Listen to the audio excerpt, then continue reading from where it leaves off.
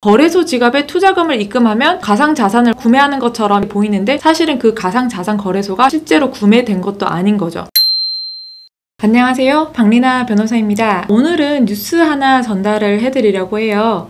SBS 비즈에서 나온 뉴스입니다. 코인 투자 사기 신고 작년 하반기 1,500여 건 접수라는 기사예요. 지금 코인 사기에 대한 상담을 많이 받고 있는데요.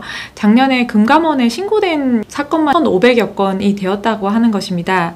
그 내용을 보면 특정 가상자산, 코인이 업비트에 거래된다 또는 빗썸에 상장된다 라고 하면서 향후 가치가 수백 배 상승할 것이다 라고 하면서 투자자를 모집하는 것이 굉장히 많고, 또 상장 전에 프리세일 기간 등에 특별히 저렴한 가격에 제공한다 라고 하면서 투자를 권유하고 피해자들에게 해당 자산을 대량 구매하도록 하는데, 사실은 알고 보니 이게 지금은 락업에 걸려 있어서 팔 수도 없는 그런 자산이었다 라고 하는 경우가 많았고요. 또 발행사 및 관련자들은 상장 후에 가장, 통정매매 및 호재성 허위 공시 등으로 가격을 급격히 높인 상태에서 보유한 코인을 고가에 대거 매도해서 수익을 취하고, 락업이 풀린 다음에 이 피해자들이 팔려고 보니까 이미 매도가 다 이루어져서 가격이 너무 낮아진 상태의 그런 코인만 갖게 되는 것으로 투자자들한테 이 피해가 전가되는 것이죠.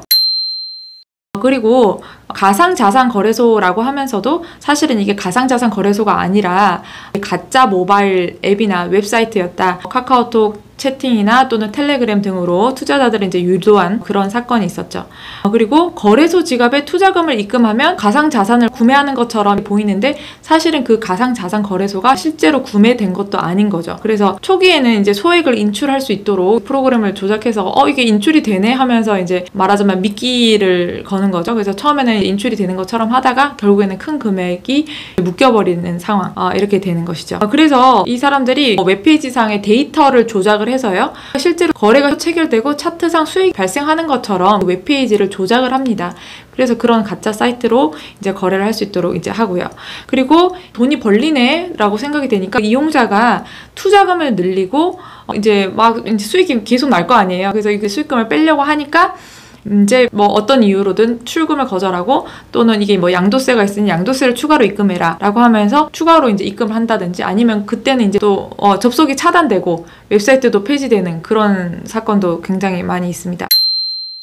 그래서 생소한 가상자산 거래소의 경우에는 일단 의심을 하고 금융정보분석원에 신고된 거래소인지 확인을 한 다음에 거래하는 것이 바람직하다고 합니다. 그래서 거래소 신고 여부는 방금 말씀드린 금융정보분석원 홈페이지에서 확인을 하라 이렇게 얘기를 하고요. 사기 피해가 너무 많다 보니까 가상자산 이용자 보호법이 시행이 되는데요. 주식도 이런 것을 처벌하잖아요. 그래서 미공개 정보 이용, 시세 조종, 부정거래 등 불공정 거래 행위에도 적극 대응하기 위해서 기존 신고센터를 가상자산 불공정 거래 및 투자 사기 신고센터로 개편해서 투자 사기 외에 불공정 거래 신고도 접수받기로 했다고 합니다. 금감원 관계자들이 이렇게 가상자산으로 인해서 피해자가 너무 많이 발생이 되니까 본인들이 적극적으로 대응을 하겠다고 강조를 했거든요. 그래서 사기 피해를 당하시면 물론 형사적으로도 고소하시지만 금감원에도 반드시 확인을 하시고 금융정보분석원에도 이런 부분들을 다 확인을 하시고 가상자산 거래를 하셨으면 좋겠습니다. 사실 가상자산 거래는 더 막을 수 없는 시세의 흐름이라고 생각이 돼요. 그렇기 때문에 법도 만들어지는 것이고요. 그래서 제가 처음부터 법이 빨리 만들어져야 한다. 그래야 이 피해자들, 국민들을 보호할 수 있다라고 했는데, 계속 이 가상자산 두고 이게 가상이기 때문에 실제 자산이 아니다. 왜 실제 돈을 주고 가짜 돈을 사냐. 계속 이런 식으로 대응을 하니까 가상자산을 통해서 돈 세탁을 하는 사람도 생겨나고요. 그리고 결국엔 그 피해를 국민들이 가상자산 거래를 통해서 그래도 조금이라도 돈을 벌어보려고 했던 국민들이 받게 되는 것이거든요. 그래서 저는 이런 지금 방향에 대해서 굉장히 적극 동의를 하고, 이 법을 통해서 가해자들이 철저히 조사를 받고 잡힐 수 있는 그런 계기가 되었으면 합니다. 그러면 오늘 박리나 변호사가 읽어드린 뉴스는 여기까지고요. 전 다음 영상에서 또 뵙도록 할게요. 감사합니다.